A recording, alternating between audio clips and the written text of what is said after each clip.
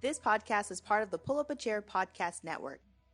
Let's build community through connection, conversation, and collaboration.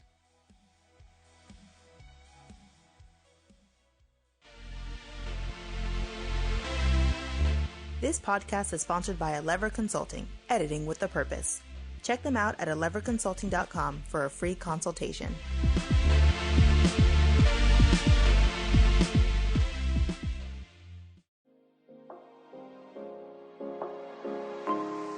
What does it mean to be happy? 'Cause it looks like we all don't know. Glass half full or empty.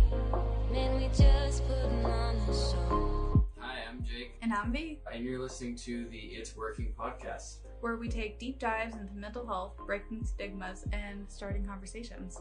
Oh, you know, I try to find a purpose in my life to drive me, to guide me. Oh, doctor, I feel dead inside. We are not healthcare professionals, and our opinions should not be taken as facts or as medical advice. To see any sources, resources, or study we speak about in this podcast, please check out our website, linked in the description of this podcast. If you or a loved one is struggling, there is hope and there is help.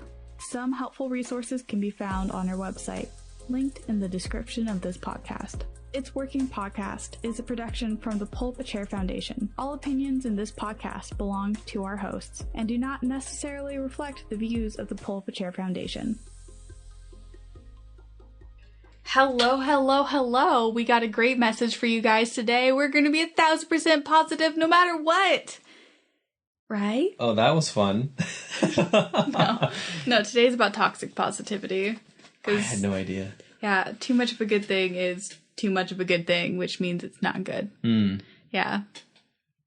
What do you mean, like dessert, breakfast, lunch, and dinner? Yeah, you can't have dessert for all 3 meals. Sometimes, you need a little variety in your life. You need a vegetable in there. You need a vegetable. Yeah. A vegetable. Just a single stalk of celery will do you. A carrot. Yeah, a carrot. So let's talk about a carrot, actually, and why toxic positivity is actually a really bad thing. Do you have anything in your life, Jake, that falls under the umbrella of toxic positivity? I thought of one example, but I'm not entirely sure that they fall underneath this category of toxic positivity. But, so why don't we go ahead and, for those who don't know about it, do you think we can open up with what is toxic positivity? That's a good method. Yeah. So toxic positivity is having the mindset that everything is good at all times, regardless of the situation. So toxic positivity can look like you're currently bleeding to death, but it's a good thing because at least now you'll get a CAT scan. Or oh wow, okay. Yeah, no, it goes to extremes. Or a personal example, I was getting harassed by a male, and I went to an authority figure in my life to get help. And I was told that getting harassed is just a side effect of being awesome. They think you're cute, yeah. And it's like, no. No, if it's causing you discomfort, it's not good. Oh boy.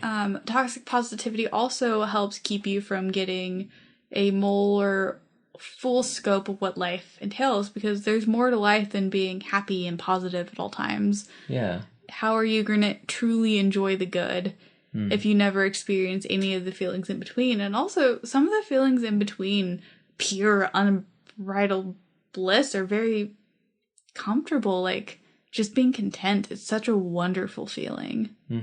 Not that you should feel content all the time. You should definitely feel happy and sad. And sometimes anger is righteous and you should feel angry. And sometimes feeling sad or scared or confused is the appropriate response to stuff. And so toxic positivity may seem very inviting at first. It's like, oh, you're nothing but happy. That's great. It can really be debilitating in some instances.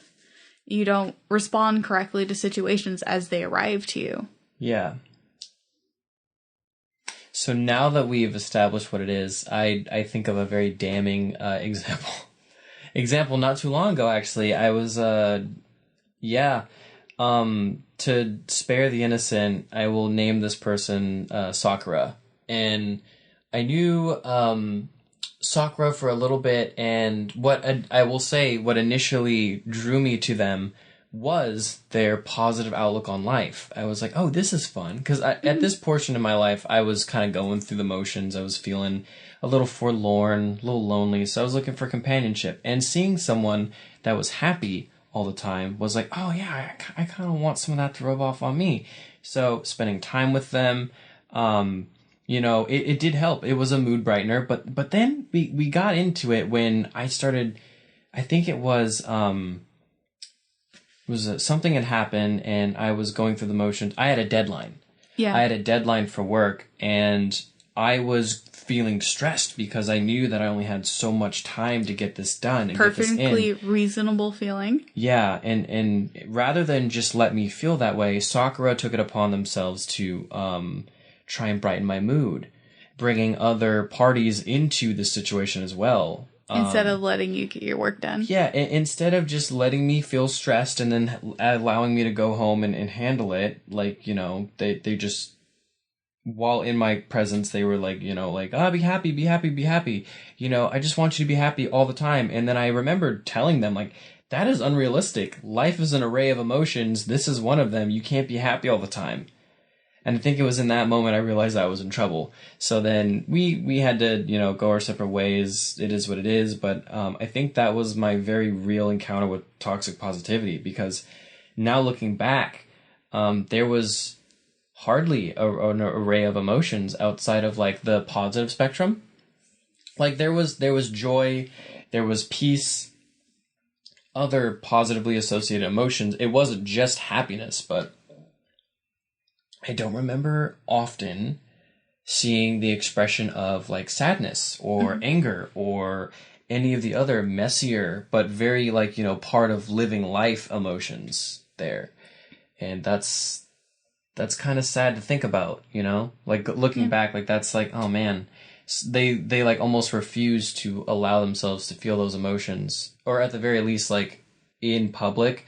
I imagine they probably like have like some space or like a quiet place like by themselves where they just sort of deal if they, decide to deal, but they certainly don't process it. And that reminds me of an article posted by the Journal of Abnormal Psychology in 1997, written by Gross JJ and Levon R.W.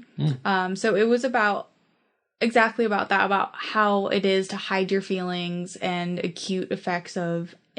God, what was the title? So, hiding feelings, the acute effects of inhibiting negative and positive emotions. And so... long article, it looked at a couple different studies, so this would be a secondary source, not a primary source, because the primary sources would be the studies. Gotcha. So this secondary source looked over a bunch of different studies and compared people who dealt with emotions entirely on their own, people who suppressed their emotions, and people who gave their emotionals a healthy outlook. The trouble with this study is they didn't have a control group for people that just kind of let their emotions burst.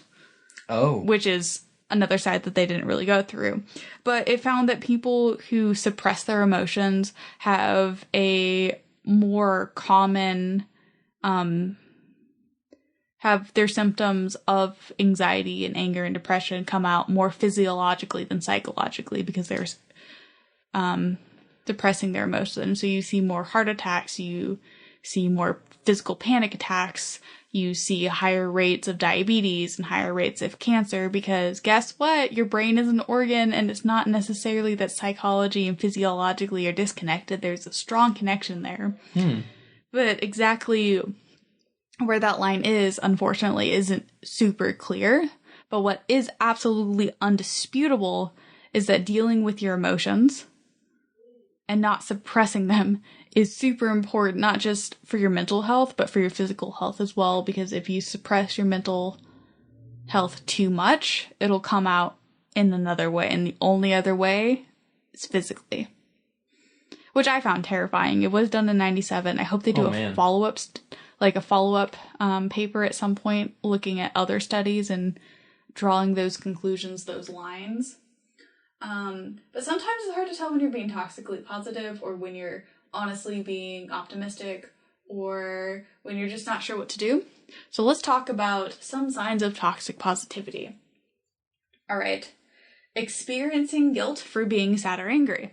So basically, if you're feeling an emotion other than happiness and feeling that feeling or having that moment makes you feel guilty later, that is a red flag. Because you should be allowed to feel your feelings and not feel bad about having your feelings. It's very rare that you should feel guilty over feeling something. Yeah. That's a common one too. I remember being in the presence of a lot of people who are sad or like cry or they share something like kind of like sad and depressing to them and they immediately follow up with apology. Yeah, like that's a red flag. You gotta keep your eye on it. Yeah. I always try and reaffirm like it's completely valid what you're going through. You don't have to apologize. Yeah. Another sign would be hiding any emotion that isn't positive. Like your friend you were giving an example of. Sakura, yeah. Yep. Yeah. Not sharing when they are having those other feelings. Because having feelings that are not positive is completely normal. All right. Next one would be ignoring your problems. So just straight up not addressing the stuff that would make you feel stressed or anxious or deadlines, for example, looking for people to fill in that void or looking for things to do instead of dealing with the stuff that is difficult, because stuff that is difficult makes you feel things that aren't exactly positive 100% of the time. Yeah, that makes sense. Like there's almost like no room for that in your life. Yeah. Yeah. Like you have to pick and choose. Mm-hmm. Next one would be dismissing other people's difficult feelings. So if somebody else is feeling, sad or anxious or something, and you tell them, it's okay, this is just a side effect of being blank, or that's not that bad, you're fine, and not taking, any empathy into what the other person is feeling. Yeah. Which, going back to the example I shared earlier, like that was the mindset I think that Sakura was like expressing, was like, you deserve to be happy. While you may deserve to be happy, that certainly doesn't justify like not being able to feel other people or other emotions. Like I should be allowed to feel stressed when I got a deadline coming up. I should be allowed to be sad when something sad happens, while also still living up to the belief of like you deserve happiness. Like just because you're stressed doesn't mean you're not happy with your life. Yeah. One is not like without the other. In fact, to experience the wider range of emotion, you probably are a little bit more happy. You feel things more intensely, I think, when you allow yourself to feel more than just one. Mm-hmm. And then the next one is reciting positive quotes about all hard situations. So. Oh my God, it is what it is. Yeah. That's one that I hear a lot. Just stay positive. Just keep swimming. Dory from Finding Nemo. It'll always get better. Or he'll change. He'll change is a good one. Oh my gosh. It's just a phase. Oh. Mm-hmm. Oh, that one cut deep. Mm-hmm. Yeah, it is super harmful. Especially like the minimizing other people's feeling aspects of it, because having your feelings invalidated by somebody who isn't empathizing with you and doesn't understand your struggles can be devastating. I still think back to that therapist who told me to just pray. Oh. Excuse me, what? Just pray? Yeah. It's like, no, okay. I forgot that happened. No, that's not okay. Yeah, no, I will always have a little bit of trauma over that experience. It's so dismissive. It is, yeah. And that kind of dismission makes it hard, Yeah. To feel like your feelings don't matter and that you're being overdramatic and that you should just keep it to yourself. Well, also in that moment, like coming from someone with like a faithful background, like that could be good advice potentially if you allow like the space for like those more difficult thoughts to be expressed, validated, and then if you follow up with, have you thought about, like not telling someone like you need to pray about, but like have you thought about prayer? Like going to that quiet spot and just like, being with the one who made you, whether you believe that or not. I'm reciting like things that have been told to me living in like a faithful background. It's going to that quiet place, being with the Father, all that stuff. But like that part, there's a way to do it. And like the way that he did it is not the way to do it. Like you have to have, like, you can't have one without the other. You can't have the solution without the understanding. Because otherwise you are that kid in math class that like the teacher writes 2 + 2 and you yell 14. You're not allowing yourself to experience the problem to then find the proper solution for that problem. But you know also, a solution, but it doesn't fit every equation and problem. Right, let's say that assuming that your Bible is true and all that, we're not in the age where your Bible or your God actually sends lightning bolts down to smite people anymore. Yeah. So that we know of. We're assuming that your God wants you to do stuff. Mm-hmm. That's like the only reasonable assumption there. So just praying over an issue and assuming that everything's going to get better without actively taking steps is super toxic. And when and when someone's coming to you for help and you're just like, get over it, or things will get better, but doesn't offer any way to get you there, or completely dismisses your feelings, it makes things worse. Yeah. There's sympathy and there's empathy. And I think a lot of times we don't know one from the other. And I think that was more of a sympathetic response instead of an empathetic response. He didn't want to sit with you in that moment and like help you through your problem. He wanted to present a solution, wanted to move past it. Because that's the hallmark of people who sympathize versus people who empathize, is they know that you're having a problem, but rather than be like, oh my gosh, I'm so sorry that happened to you, that sucks, I don't know what to do personally, but I'm just glad you told me. Instead, they go, oh, well, it could be worse. They and then that immediately belittles everything that you just said without them intending it most of the time. Like they're in their head, they think that they're helping. Yeah. And that makes it so much worse. It's like, you're not helping, you're not being helpful. So let's talk about strategies.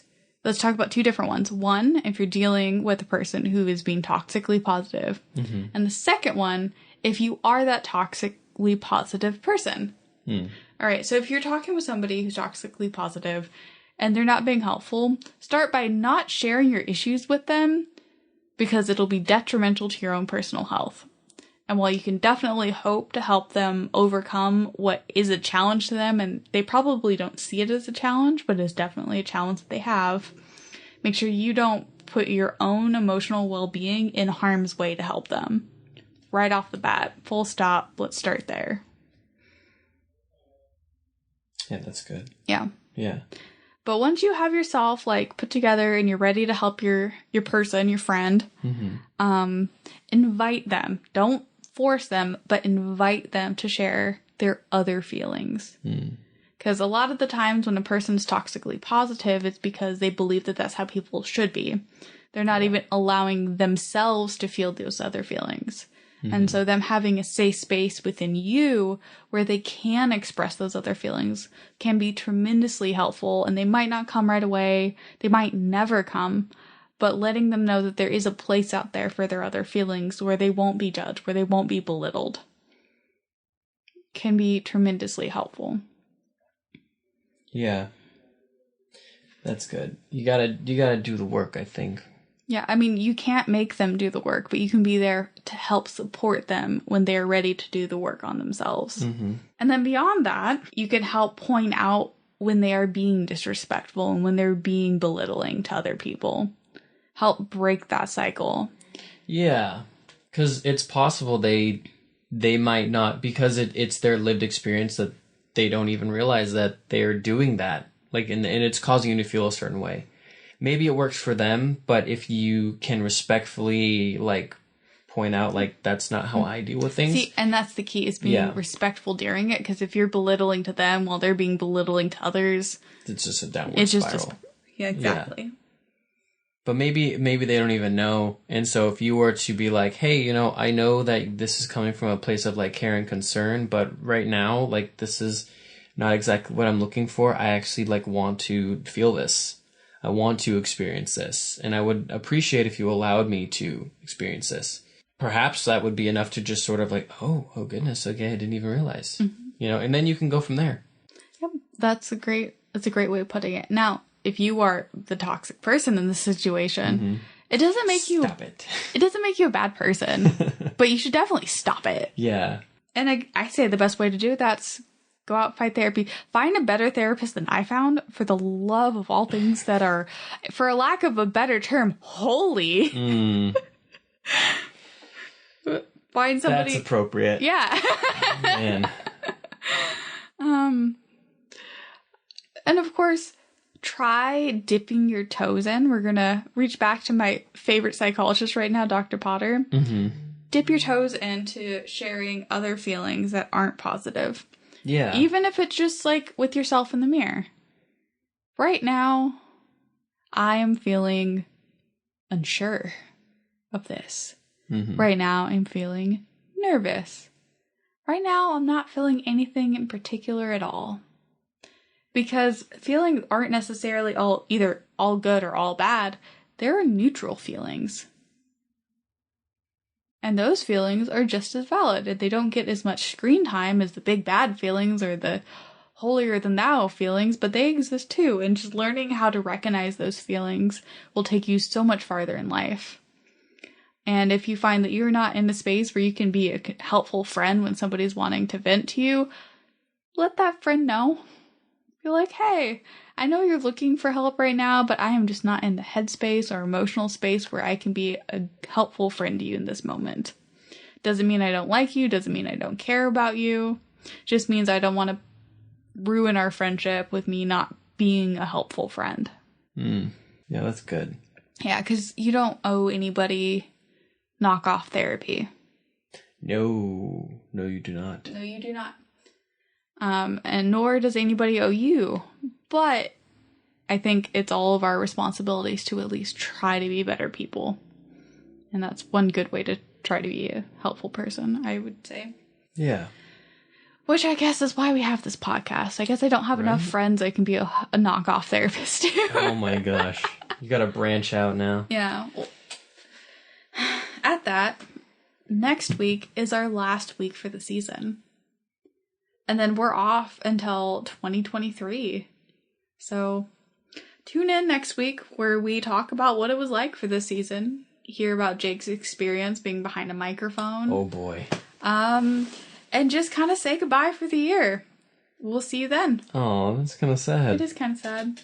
We'll still be friends though, Jake, right? You're not going to ditch me after this. Yeah.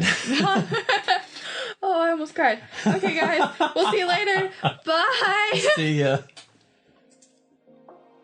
Join the conversation.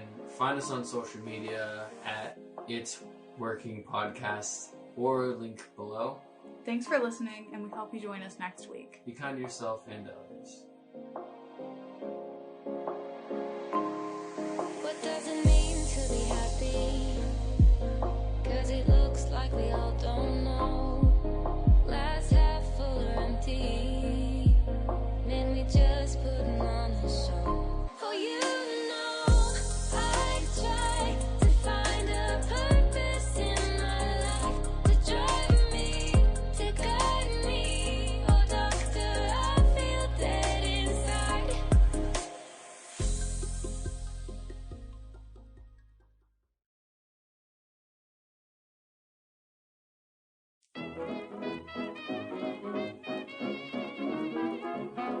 Hello, I am Patrick, And I'm Andrew. And I'm Christian. And I'm Allie. and we are Rad Theater, a podcast where a bunch of friends play role-playing games and share a single brain cell, and the GM doesn't always have it. Oh, and it's theater spelled the correct way, Theatre.